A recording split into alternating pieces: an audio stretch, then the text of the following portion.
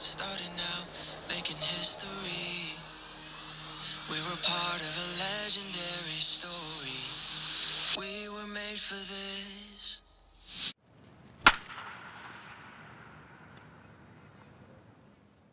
Hi, guests. This is Riley. And Brycen. Back with another episode of Goats in the Making, where we talk about game-changing stories of life, sports, and faith. On today's episode, we're excited to introduce you to party animal shortstop Chase Achuff.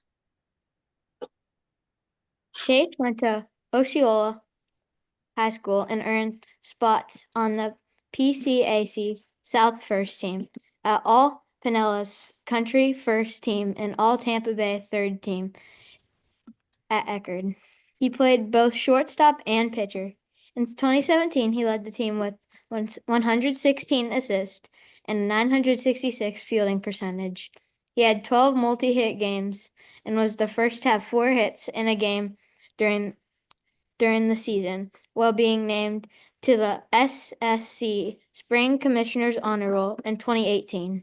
He started 47 games at shortstop and had a 25-game hitting streak, finishing the season ranking first in the country in NCAA Division II in toughest to strike out. In 2019, he started 49 games at shortstop while making 15 appearances on the mound.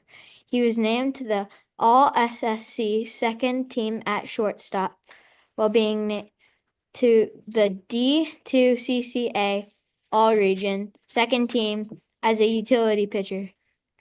In 2020, he started all 19 games as shortstop and made 9 pitching appearances.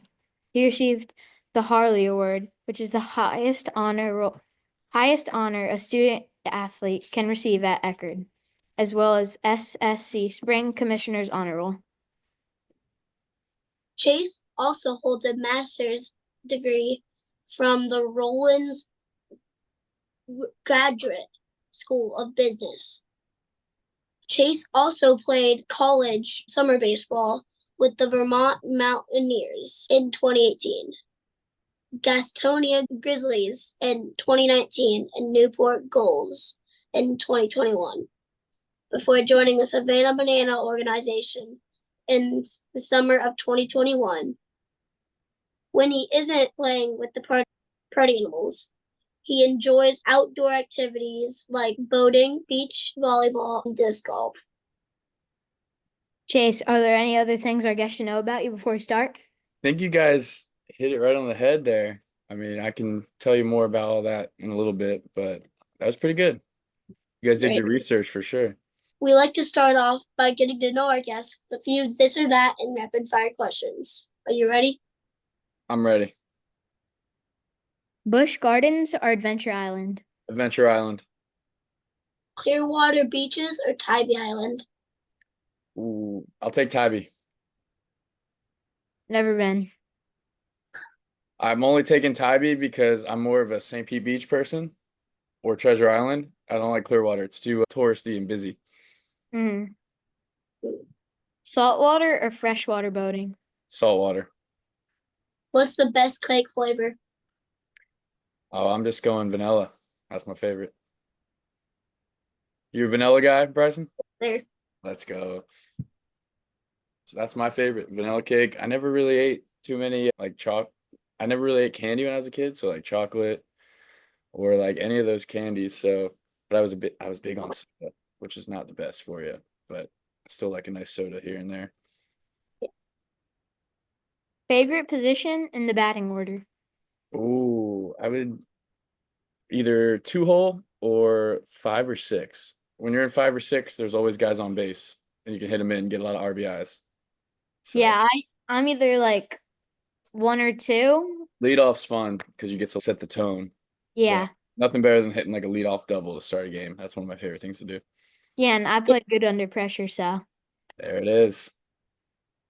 What about you, Bryce? What's your favorite spot in the order? I would say 3 spot or 6. 3 or 6, nice. 3-hole's good too.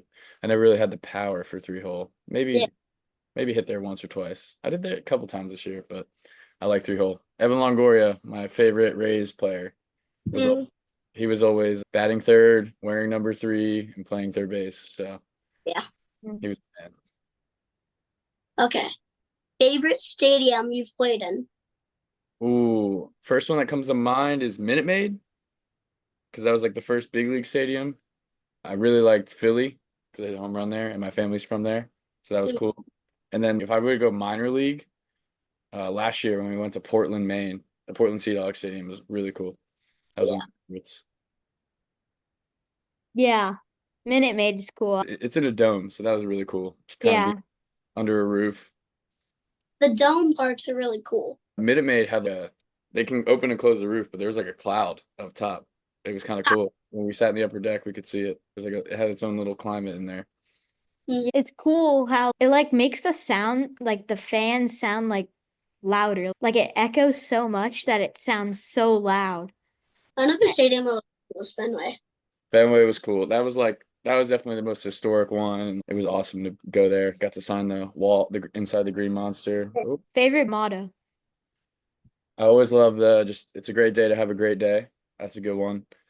And then if you build it, they will come. I like, did that in like high school. I always like stuck by that one. That was like I don't know, even in college, like we would go to all the other teams' sporting events in high school. So and try to promote their sports. So then come baseball season, we were like, all right, if we show out to all their games, they're going to be more likely to come to ours and support us. So that was one thing. In high school, I helped build like our student section, and that was our whole thing. Was like, if you build it, they will come.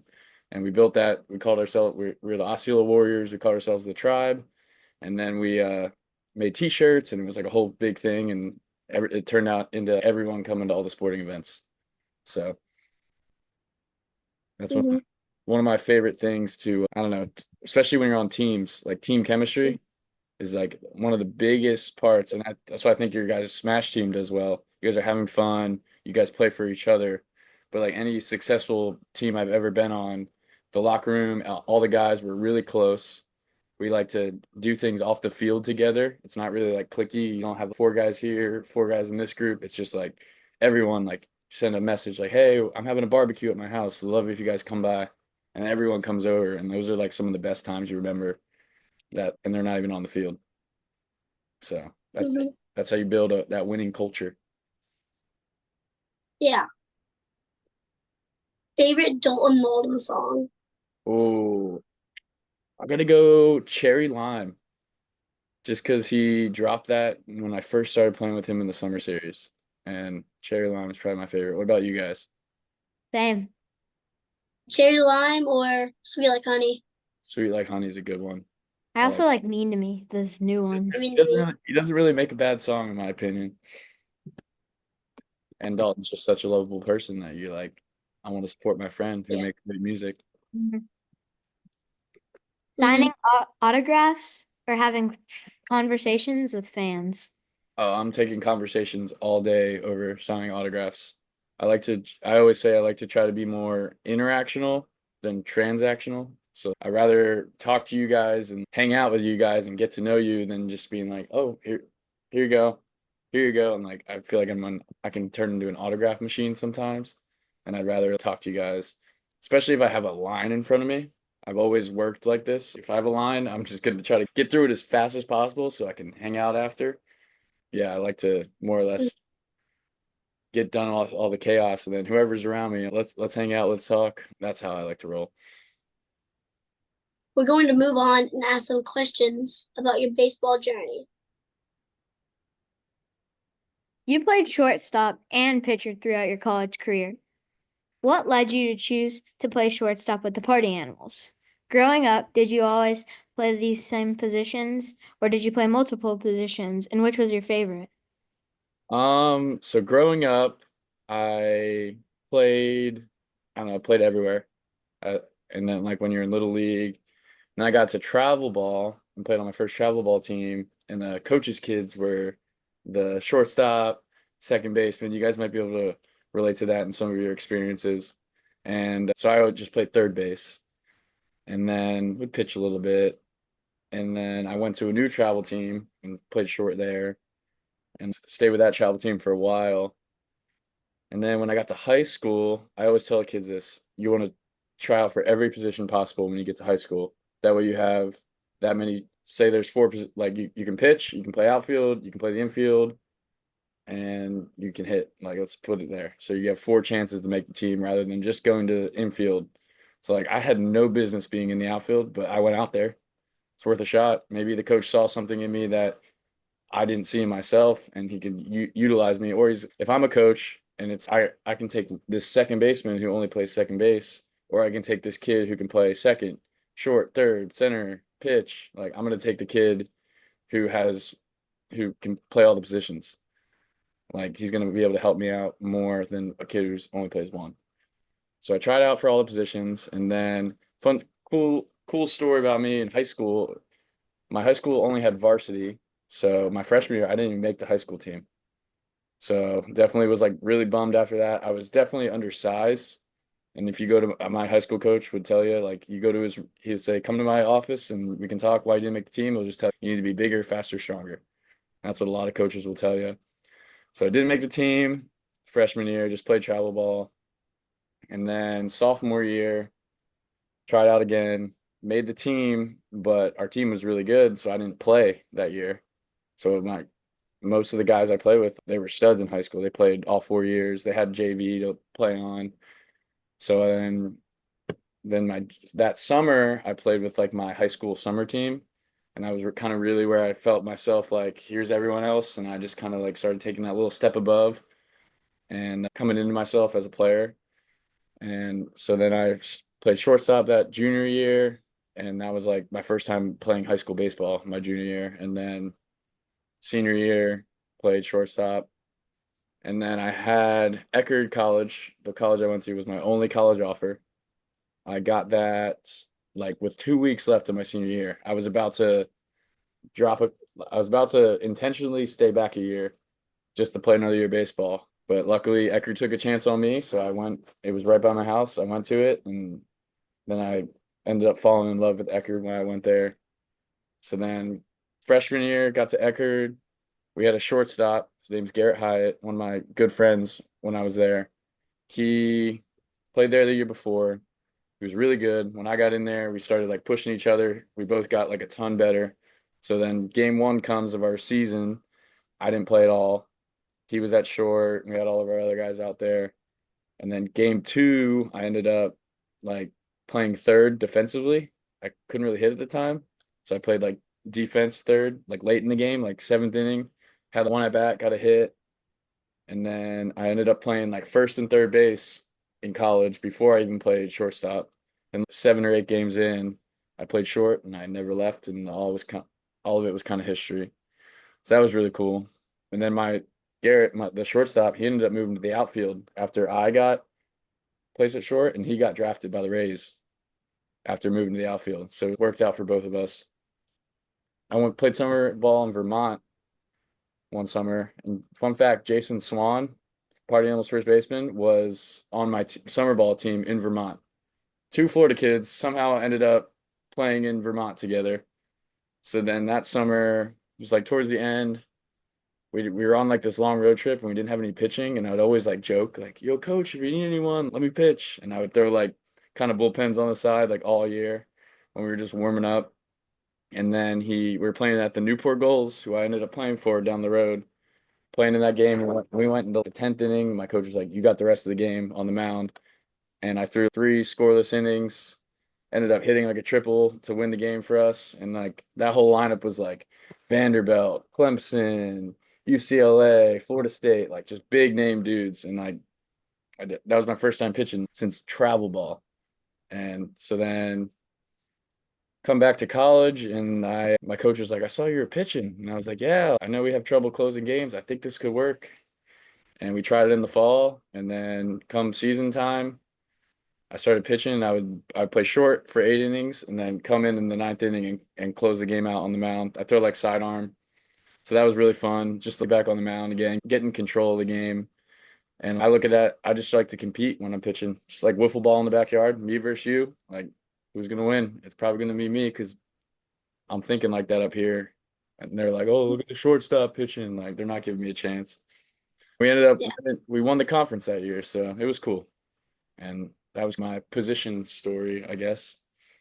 I pretty much play everywhere, and yeah, that's what's good. Then you pretty much get like a lot of playing time because you get to be in a lot of positions that you're good at. Yeah, Mhm. you can play anywhere. So, Yeah. and then people are always, I don't know if you guys catch, college coaches always want catchers and high school coaches.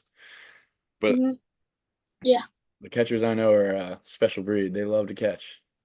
Yeah, I catch, I pitch, I play middle infield. I do it. And if you like look at the San Diego Padres, their like majority of their field is all ex shortstops. So it's like, all right, if you can play the infield, you can kind of play the outfield, you can play first base, wherever.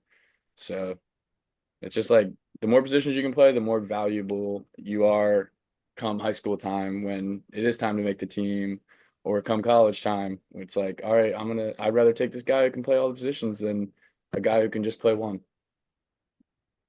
Yeah, who did you want to win the World Series this year?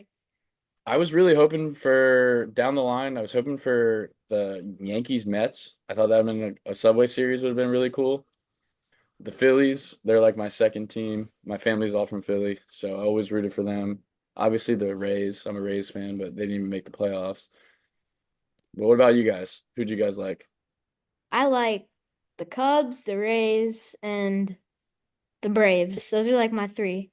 And then close fourth, Philly. Fifth, probably Yankees. I wanted the Yankees to win in the World Series, but I was hoping the Cubs made the wild card, but they didn't. And yeah, I also wanted the Phillies to come and win, but they didn't. So I just rooted for the Yankees in the finals. I was gonna go Dodgers, Rangers, or Yankees. I also like the Padres. They were kind of a fun team to watch. And the Tigers. I don't know. I'm always rooting for the kind of the underdog come playoff time because I'm a Rays fan and typically we are the underdog. I guess it was crazy because the Yankees were an underdog in the World Series and they're never the underdog. But that Dodgers team was special. They were good. Freddie What? Freeman with that walk-off grand slam. Yeah, Yeah, that I was my saw school. I saw a stat the other day. The Yankees had like a better batting average, more hits with runners in scoring position, and all beat them statistically. But the Dodgers just did the little things right, and Hmm. they didn't make errors. They ran hard, they played hard, and that's how they won. Yeah, Yeah, when it was 5-0, they didn't get down on themselves. Nope, yeah. that's what a good team does right there, and that's why they won the World Series. They could easily just gave it up and said, "Oh, we got three more games, or however many more games left."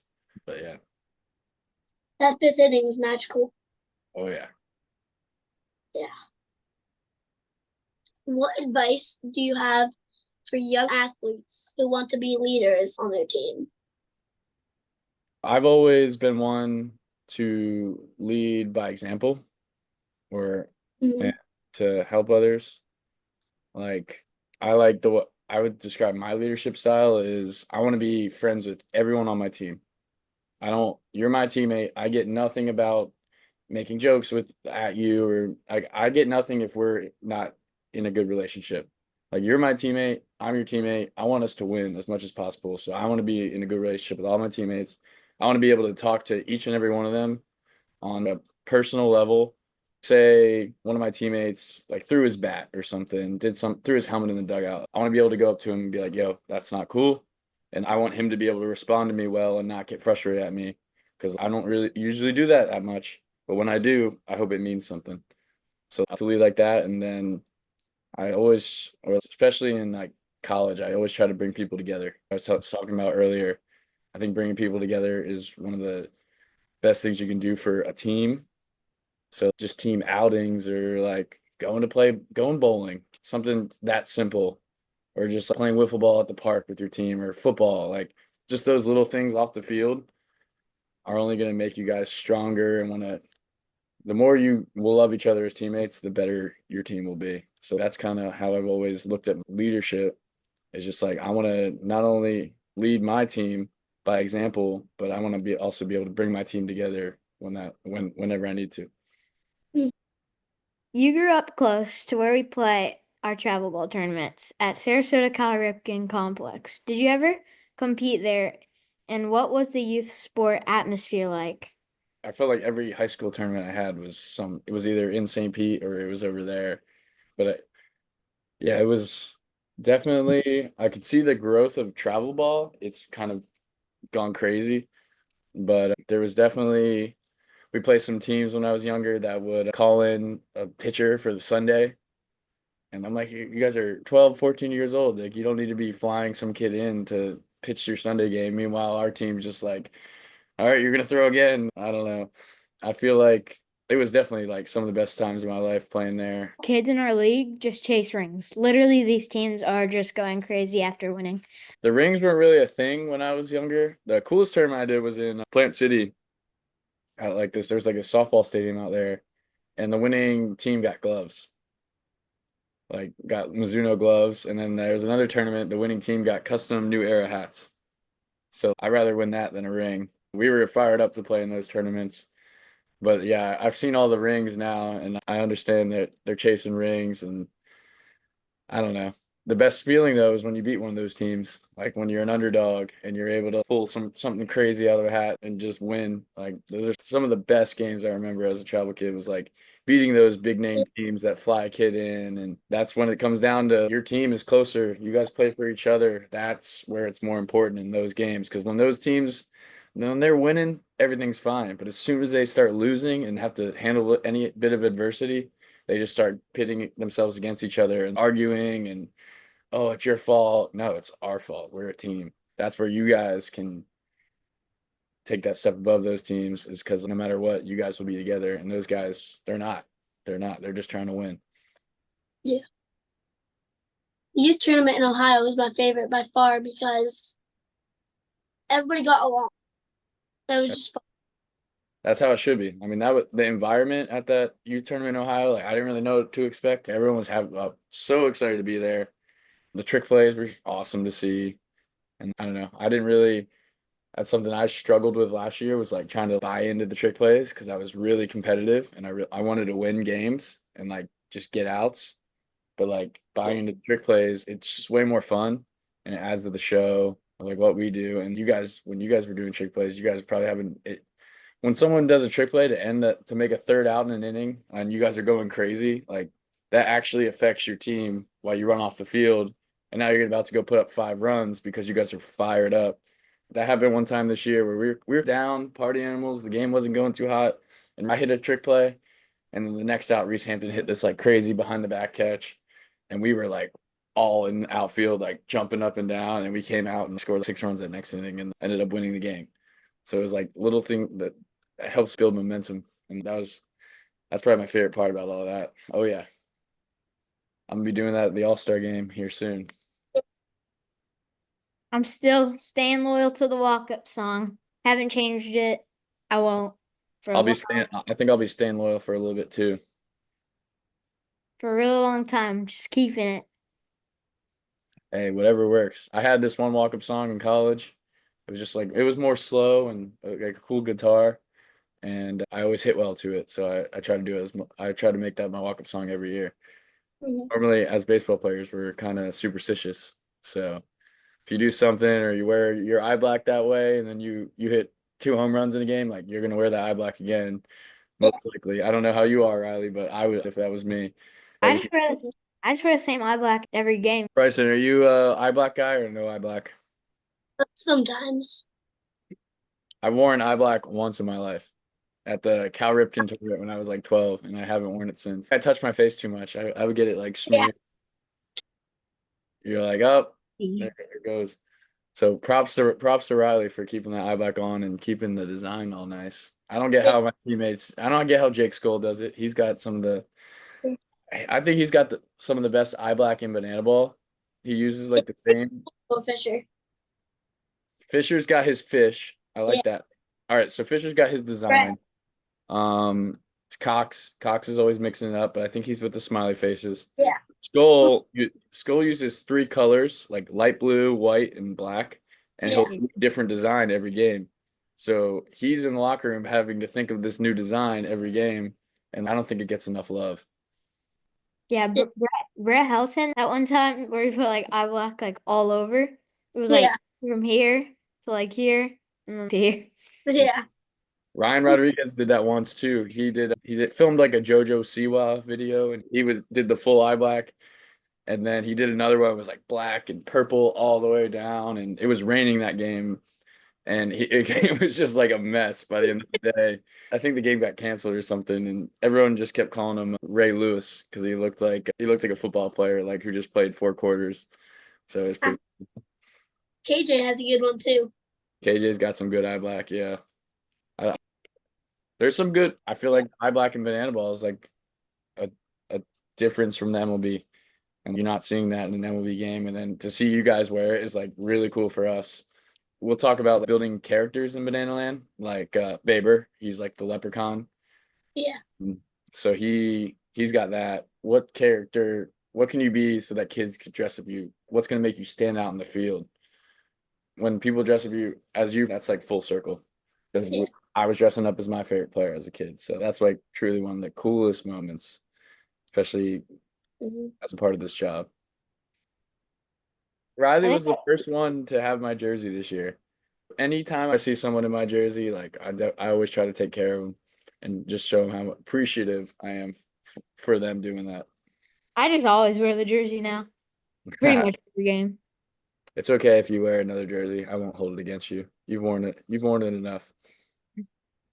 Definitely not enough. Let's Definitely gonna wear it a bunch more games next season. do it. That's awesome. Brycen, how many? I know Riley's you got a Tanner Thomas jersey, right? Mhm. You have an Alexiadis one? I got Andy Archer jersey.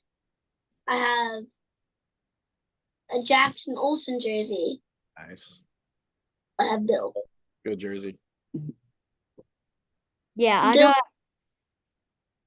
Tanner, a Chase one, a Yeah. Ralph Yeah. one, a Bam Bam one. Bam, bam. Love that. That's a great jersey. I Yeah. love it. Ryan Cox. Nice. That's it. Mm. No, I- I need to see more, not you guys, but just Danny Hosley jerseys. That's one of the most underappreciated guys in banana ball. He does it all, man. He's great. Yeah. Danny's nice. Yeah, Danny's the man. How's man? I like playing pickleball with him. I play pickleball with him and Dalton Ponce and Michael Deeb. Those are my pickleball guys. Max Freeze loves pickleball. Pickleball is so much fun. You guys should. If you guys get into it now, you could easily become pro by the time you're probably in high school or college. It's pretty much just a big version of table tennis. Yep. I've always played like beach volleyball is the same. It's your hands are the paddles. You get two of them, and you gotta hit it. That's like table tennis, and then tennis is definitely the hardest. And then table tennis is hard because that ball is tiny. But I think pickleball is just as a baseball player too. Hitting that thing's fun. Pitcher and shortstop are two positions where you have to be mentally strong. How can kids handle pressure from coaches, teammates, or even themselves? I would say the biggest thing when it comes to like baseball in general is first off, you got to believe in yourself. If you go up to the plate thinking you're not going to get a hit, you're probably not going to get a hit. So you have to believe in yourself. Another thing I've ran into like over time is don't compare yourself to the other kids around you. Like say you guys are both shortstops and you're like, well, Riley only made one error and I made two. Does that make him better? But like you might be a better hitter or you might be able to do this differently. Comparison is the thief of joy. So like you don't compare yourselves to you want to be the best version of yourself possible. If you can do that, you can go home at night and if things don't go your way, you can say, hey, I was the best version of myself. I might not like I'm not Aaron Judge. I can't be him or Mookie Betts, but I can be the best version of Chase. Like every time I step on that field. So then like when it comes to dealing with that pressure, it's if I'm confident in myself and I know that I gave it my all, there's really nothing I can hang my head for or be sad about because I know that I gave it everything I had. Mm-hmm. All right.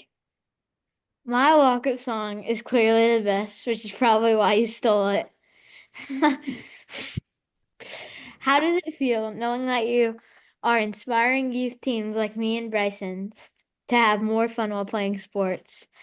Did you think that your walk-up song would end to be up being so impactful? No, I did not think my walk-up song would end up being that impactful, and it was so cool to see. I met you at the game, and then the next weekend you're doing my whole dance. You're not just walking out the song, you're doing the whole dance, and your teammates are doing it behind you, and that was so. That's like when banana. I call it like coming full circle. Like when that happens, like that's one of the best feelings as a person, as a player, like to know that I've directly inspired someone off a song, like. And the story about that song, I went into this off season. I didn't really like my walk-up song from last year. So what I do, and I every time I like listen to music and I'm like, oh, that'd be a good walk-up song, I add it to this walk-up song playlist. And I just like, oh, that'd be a good one. I add it to this playlist. So then when it comes time to pick, I have this playlist that of like songs that I think might be good and I can go through it. But I played that song in my car every time I was driving like to the gym, like just to maybe this will work. And then I remember I went up to our entertainment lady at one of our fall scrimmages and it was or spring scrimmages, and I was like, "Hey, I want to change my walk up. Here's the song. Can you text it up to Shark?" And then they played it, and she was like, "I love it. This is perfect." And we ran with it. So that was cool.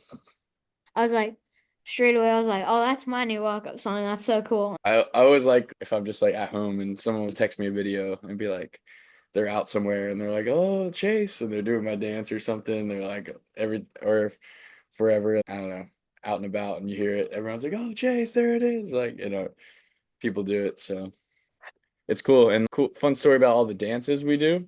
Jake Lialios, our pitcher, he's like kind of the mastermind behind it all, and He's created Reese's, Tanner's, like mine, all the big ones you can think of. Jake was like either just doing it by himself and everyone caught on, or he's, hey guys, let's get on Fishers, let's get on the same page and look good while we're doing it.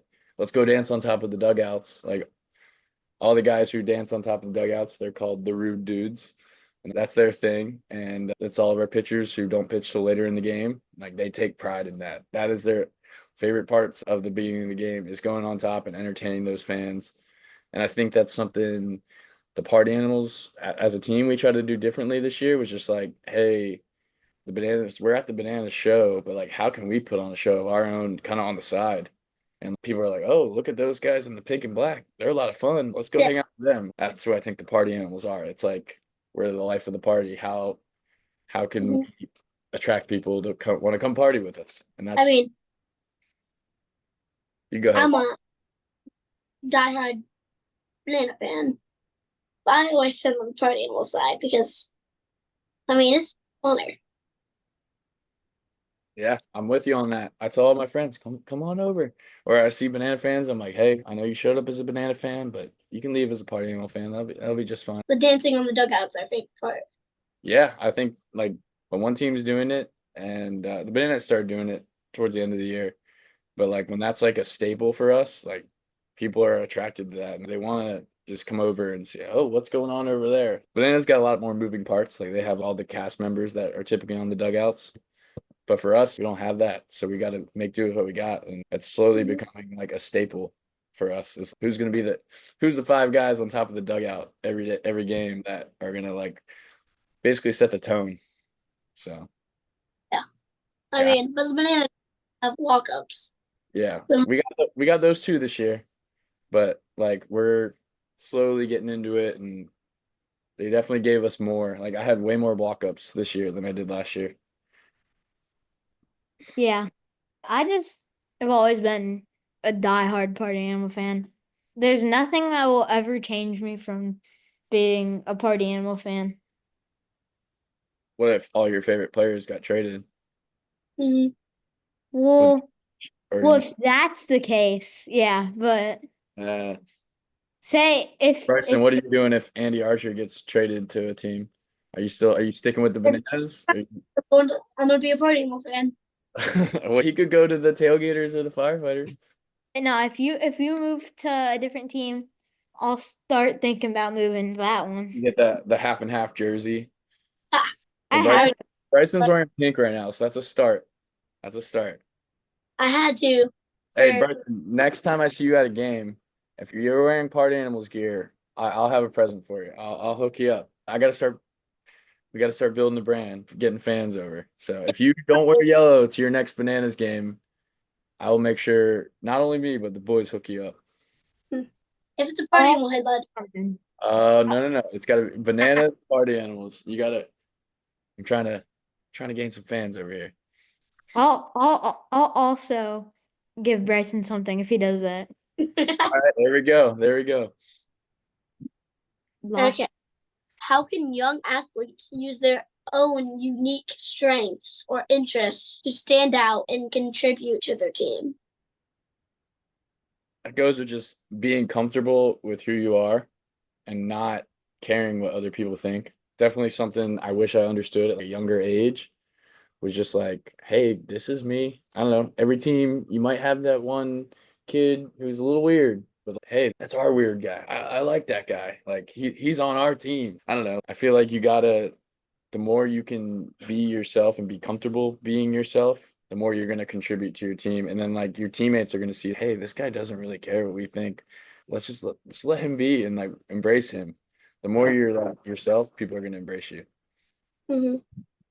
One time I was playing second base, and this team, they were like, they just in the middle of a tournament randomly, this kid, he got a double, and he was like, "Do you like pizza, French fries, or burgers?"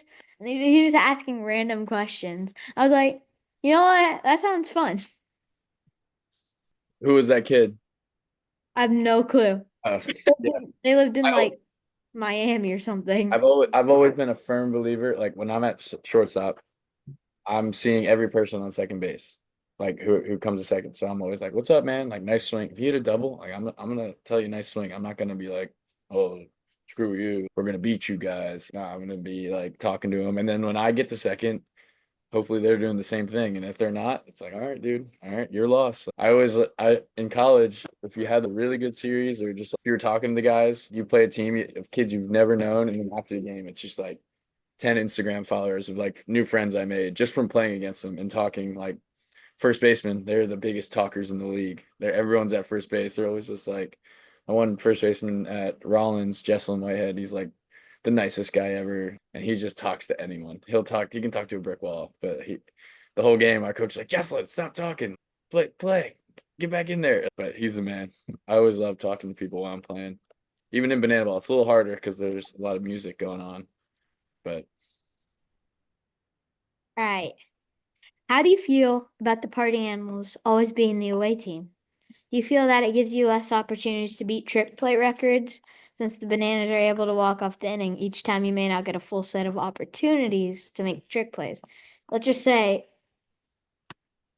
Danny Hosley, ninth inning, hits a home run to walk off the inning, and there's no outs. There's no opportunity for there have to be a trick play. Meanwhile, the Bananas have to make 3 outs. they have to make 27 outs a game. That's something we've always kind of thought in banana ball there was an advantage to being the home team, especially because if you don't score, if the away team doesn't score, you only need 1 run. So there is an advantage in that sense. And then, but as the away team, our hitters, we get more at bats. So like I could get 4 to 5 to 6 at bats a game, while some of the bananas guys get 2 to 3. So they get to hit less, but they have more opportunity to win with that home team thing. But if we can score 21 runs in an inning if we wanted to. You know what I mean? Because there's no walking off the inning.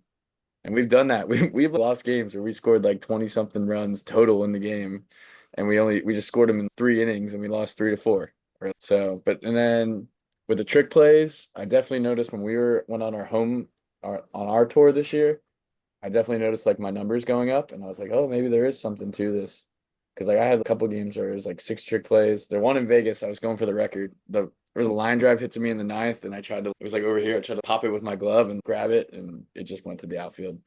But we still won the game, and it was all good. But I definitely noticed that a couple times this year. If we get walked off on 3 times with no outs, that's 9 out. That's 9 potential trick plays, or not total that we missed out on, or chances. And all the 9 of those could have been to me in a strange world. So like you never know.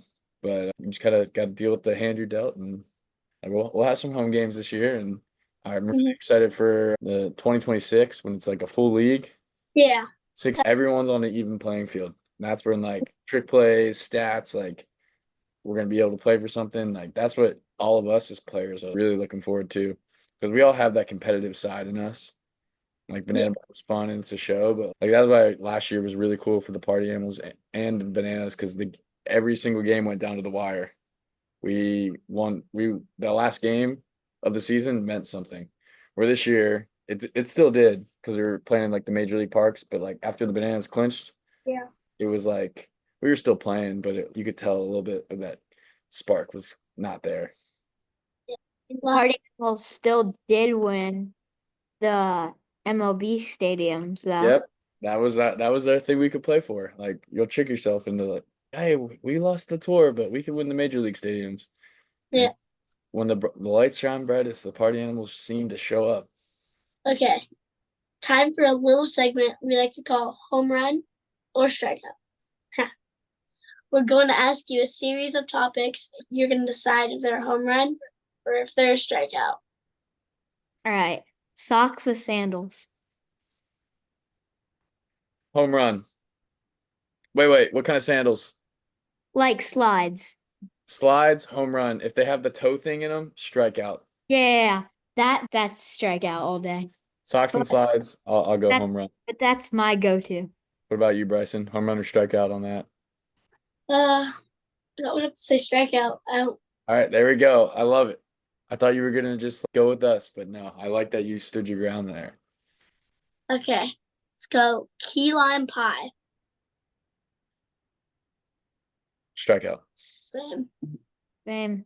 Really? 3 strikeouts for key lime pie. Yeah. All right. Baseball video games. Home run. Home run. Yeah. They don't make them like they used to, in my opinion. I was MVP '05 is my favorite baseball game of all time. When the show started using the hitting reticle, they lost me. I don't really play them as much, but like still baseball games are fun. Like the old games, it was just you would put your stick in the direction you wanted to hit it and you just press the button for like power swing or whatever, and like it was just way simple. Yeah. Maybe Yeah. I maybe I'm just having adapted and I'm getting old, but I don't know. When I was a kid, the Rays Stadium had there was 2K, like the basketball game, but they had MLB. So they had 2K MLB, and the Rays had a gaming lounge in under like right field with like Xboxes and flat screens. And me and my little brother would go to the Rays games, and we would just like be like, "Hey, mom, we're gonna leave for a couple innings," and we would just be playing 2K at the stadium, or like after batting practice, we go there. And I went to a lot of Rays games as a kid, so it's good memories. But then 2K got discontinued, and there went the gaming lounge. No more. That was like one of my little brother and I's favorite thing to do at the stadium was just go play video games. And it was free. Sad sad that the roof got. Oh, I know. I really wanted to play there. I like grew up like Friday, Saturday, Sunday. I would go to the Rays games, and like me and my brother's little thing was we loved going to batting practice. So if we weren't like out of the house waiting, I'd be like, "Mom, we gotta go. We gotta go. We're gonna miss batting practice." Because the Rays they would let the gates in like a certain time. So by the time you got in, the Rays had 10 minutes of batting practice. And then it would be the away team's time. So like I would just sprint up there, start checking all the stands for balls, and then start yelling at my favorite Rays players to toss me some balls. And then during BP, I would just try to catch home runs. Like I caught one off from like Big Poppy in BP. Like not a lot, like that was pretty cool. The craziest thing was my brother and we went to a Rays game. We didn't have any balls to start, and we left a Major League Baseball game with 18 baseballs. So that was our thing. I mean, there's been times where I had like three in my hand and I was catching one because I knew all the spots. So basically, in between innings, when the Rays now they have the nets, so it's hard. But like the first baseman typically catches the last out, and he throws it up to the dugout. So I would watch the game in my seat and then run over and try to get it. And if I didn't get it, I'd go back the next inning. So I would do that every half inning. And then if you sit down by the bullpen, I got to know the bullpen catcher. So I would just yell his name, Scott, and he would just toss me like probably one a game. And then you can get the pitcher's warm-up ball. Like I got David Price's warm-up ball a couple Sundays in a row. And then I got Matt Garza's warm-up ball before the game he threw was no hitter. So that was kind of cool. But yeah, just got to know all the little spots in the stadium to potentially get balls. So The most I've ever got is two. But that one video of you that you caught that foul ball, I don't know who it was from, but that was like a highlight reel play. yeah, dude, that was. I mean, I went out of all the games I went to. I think that was the only one that like I've caught in game like a foul ball that would have been a fan catch out. And then there was another one when I was younger. I think that same year, it was in that same little section, and I reached over a railing, and I dropped it, and I was like crying. I was like beside myself. My mom was like, "It's okay," and I definitely, because you don't really get that chance too often, and I dropped it. So, but then I caught one that was like got replayed and was on TV and like on YouTube, so that was awesome. I was Go check it out. really, really excited to play in Tropicana Field, and that would have been like full circle. I played in there in high school for the All-Star game. I'm batting 1,000 there. Fun fact. 1 for 1 with a walk, but single right up the middle. So that was cool. Tampa Bay Buccaneers, Rays, and Lightning. Home run. Come on. Yes to all of them. Look, the Bucks are on right now. Mm-hmm. Yeah, definitely. I like all those teams. So Yeah, all those teams are It was amazing. really cool during COVID. All three of the teams were in the playoffs at the same time. So I had it was like Monday, watch a Rays playoff game. Tuesday, watch the Bucks. Wednesday, watch the Lightning. There was just something to do every time, every day. playing sports besides baseball. Home run. Absolutely. I love playing other sports. That's something I wish we're Florida kids, so we typically play one sport. I think that's like a definitely like a regionally based thing. So kids down south, all my cousins up north, they get to play every sport because they can't play baseball when it's snowing outside. So I feel like the kids up north are like these like really well-rounded athletes who can do anything. And then you come down south, we're really good too, but we're just really good at that one thing we do. But I wish I would have played like football, basketball. I played soccer before baseball, actually. Played travel. Same. I I played did. travel soccer before travel baseball. So Yeah, football on the cruise was fun. And football, the sports court. love playing anytime I can play pickup football. That's my favorite.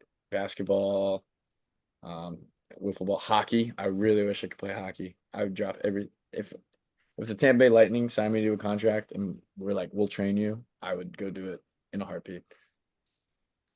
I I really just want to play hockey. I think hockey is one of the most entertaining sports. I don't really watch it too much, but like I went to a Ghost Pirates game and it's so impressive what they do. Mhm. Skate, they'll get hit, like they fight, like it's just those guys are tough. Yeah, the Yeah. fights. Yeah, people at the game just want to see the fights. It's kind of funny in Savannah. They just go to the Ghost Pirates game and they're like, everyone's just sitting there like this, and then they start fighting. And they're like, yeah. Yeah, I like ice skating, but I've never done hockey. Hockey would be cool. There was one summer I learned how to rollerblade in my cousin's neighborhood. We'd play like roller hockey every night, and the dads were in goal, and we had two nets, and it was like pretty intense. And I got really good at hockey like that summer. And I had a net in my yard growing up in my driveway, so I actually had a soccer net, like a big soccer net, hockey net, cross net, and a field goal. It was a mini field goal. I wouldn't call it like a big field goal, but I had all those. I had every ball in my garage as a kid. I don't know. I was always just playing sports. So my favorite thing to do, even on an off day, is let's go play something. Okay, next one. Early morning practice. I'm gonna say home run. How early are we talking? Like 8:30. Eight, Oh, 8:30 strikeout. I'd rather go in earlier in the day compared to late. like Yes. finish this. Like in college, we would have like early, like 6 a.m. lifts. That's not fun at all.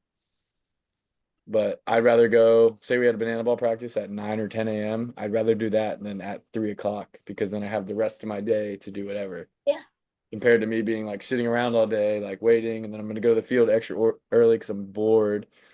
And then I'm like, my whole day revolves around that practice compared to it just being in the morning and I can do whatever at night. Yeah. Me and So my practice like an hour early because batting practice and then fielding, working on trick plays, hey, field. The Yeah. field the fields also get really busy in the afternoon. Yeah. And yeah, that's why I don't like on it's the weekends if we have a late practice. it's not as hot in the mornings, Hmm. but at night, Especially in Florida. yeah, that's I like playing, or just go at I'd rather go like early morning or like late at night, in my opinion. Just Well, eat All right. Cuban sandwiches. strikeout. I have I'm not a fan of Cuban sandwiches. I know they are big in Tampa Bay, like Ybor City being like a Cuban area, but no, strikeout for me. What about you guys? I've never tried it. I don't think I would like it though. I would No, probably just say strikeout because I'm a picky eater. I'm I with don't you too, Riley. I'm a picky eater over here too. So let me guess, chicken tenders, home run, yeah, chicken tenders on one. home run all day. Yep. Red.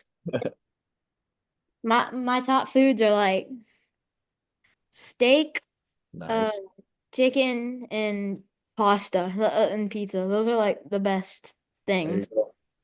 Mine's pizza, chicken tenders, French fries. My favorite food is like shrimp. I love shrimp, I like shrimp too. especially fried shrimp. Some nice fried shrimp. I was like probably one of my Well, foods. I love like seafood too. Just growing up by the water, I'm kind of a picky eater when it comes to foods, but when it comes to seafood, I will eat like any seafood. It's the craziest thing. Just because I like my friends are catching it, so it's like I'm gonna eat what they catch. This morning I was hungry and I found this meatloaf in the fridge, so ate some meatloaf for breakfast.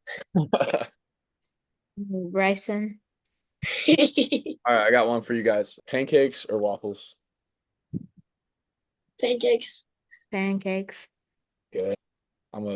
I just got a new skillet, so I've been making a ton of pancakes, and I make some pretty good pancakes. They look really good.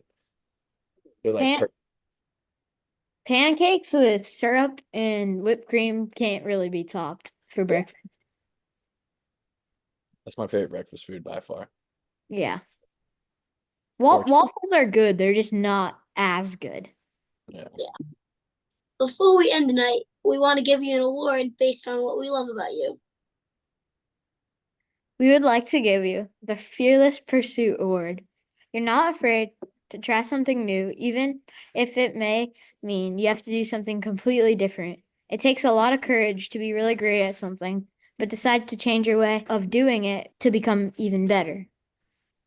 We look up to you knowing that we don't have to be afraid to try new things because we are more than our stats.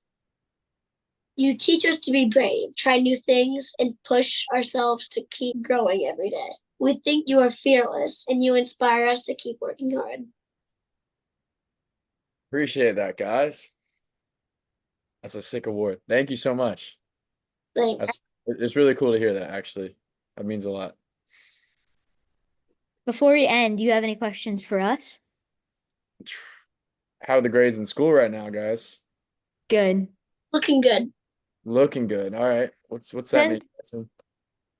Uh, don't know what the upcoming tests are. So All right. Find your best way you study. That's another piece of advice. If you want good grades are going to get you into college. yeah. If you play college baseball. Before we sign off, what would be one thing you would want to tell your 10-year-old self? Ooh, that's a great question. I wish I told my 10-year-old self just to be confident in who I am and to never doubt myself because I'm capable of whatever I put my mind to and I can do it. So I wish I just told myself that you can do whatever you want to do. Piece of advice to young Chase or any other young Chases out there. A huge thank you to Chase Achuff for coming on the show tonight. We appreciate you spending time with us. Thank you guys. This is Brycen. And Riley. And Chase. Thank you for joining us for this episode, and until next time. Think about what kind of kid you want to be.